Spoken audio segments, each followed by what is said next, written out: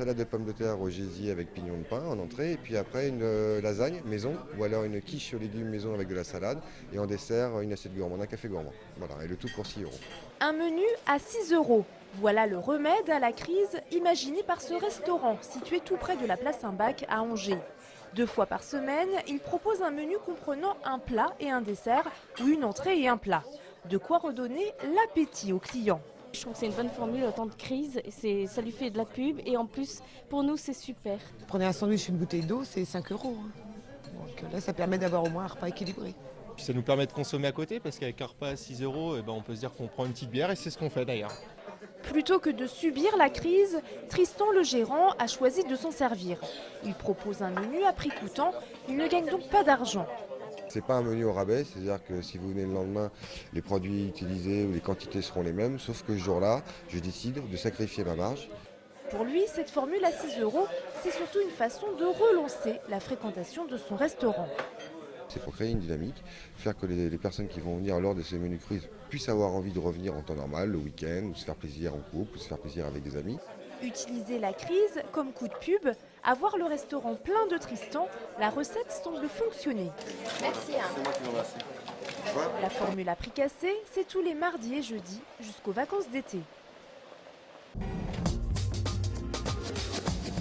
Un débrayage aujourd'hui chez Thomson Télévision Angers. Depuis quelques jours, les salariés multiplient ce genre de manifestations alors que leurs organisations syndicales négocient des augmentations de salaire avec la direction du site. Le groupe Thomson avait pourtant annoncé un gel de salaire cette année, mais la semaine dernière, les salariés ont découvert que ce dernier avait tout de même accordé quelques primes.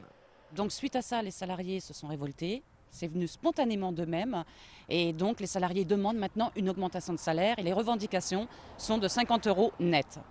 Revendications qui ne cadrent pas avec les propositions de la direction du site qui pour l'instant parle de 19 € net pour certains salariés seulement. Des négociations salariales qui interviennent alors que, selon les syndicats, la production du site bat son plein. Paradoxalement, Thomson est en ce moment l'un des rares sites industriels angevins à ne pas être touché par des mesures de chômage partiel. Alors pour les salariés, une augmentation est légitime.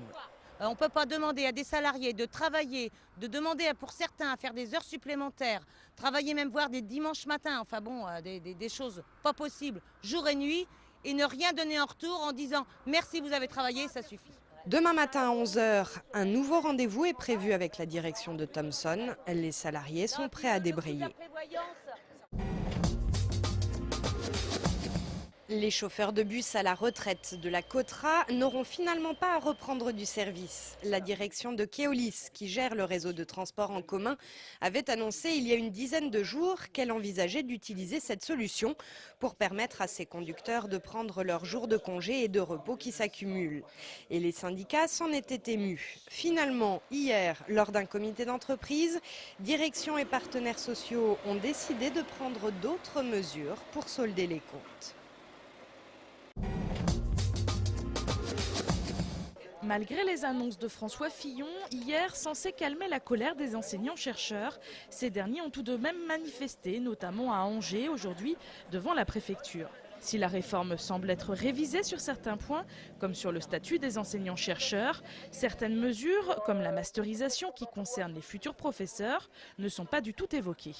On souhaite que cette réforme soit mise de côté et qu'on ait le temps de réfléchir tranquillement.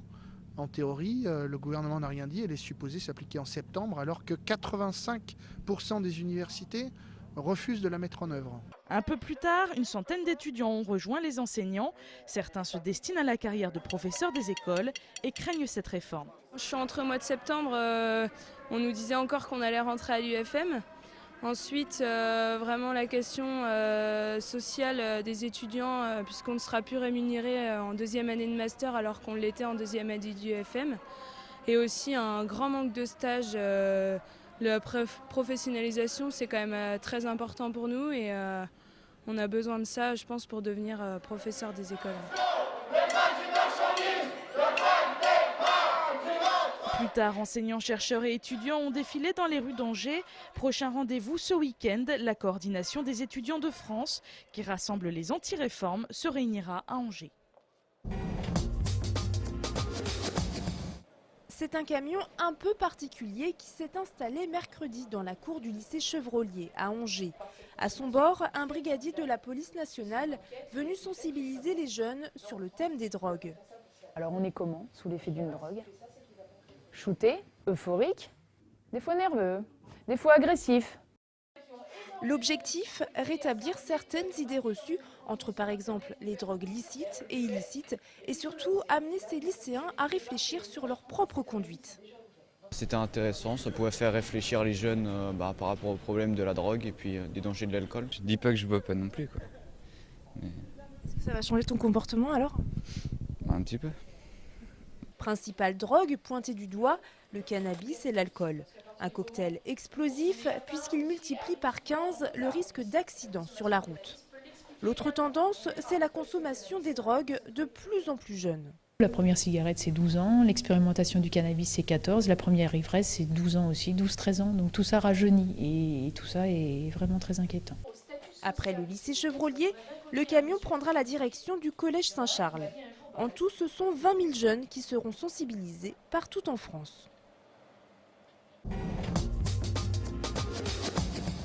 Après 2 défaites consécutives, ce qui ne leur était plus arrivé depuis le mois de septembre dernier, les footballeurs d'Angesco vont tenter de se remettre dans le sens de la marche demain soir. Pour le compte de la 25e journée du championnat, ils se rendront en effet à Nîmes, au stade des Costières, pour y affronter une équipe actuellement dernière du classement de Ligue 2. La formation entraînée par Jean-Louis Garcia aura donc là une occasion idéale de renouer avec la victoire, après 2 revers qui n'ont pas eu l'air d'altérer la confiance du coach Angevin. Quand on regarde notre classement, je veux dire, ce serait quand même incroyable que l'on ne soit pas capable de digérer alors qu'on est 3e à 1 point du second. Je veux dire, il faut passer à autre chose. C'est pas comme si on était... C'est quand on est éliminé d'une course poursuite qu'on peut avoir du mal à digérer. Or là, on est toujours sur le podium à 14 matchs de la fin, avec seulement 1 point de retard sur le second. A noter que cette rencontre entre Nîmes et Angesco sera retransmise en intégralité sur l'antenne d'Angers 7 à partir de lundi soir.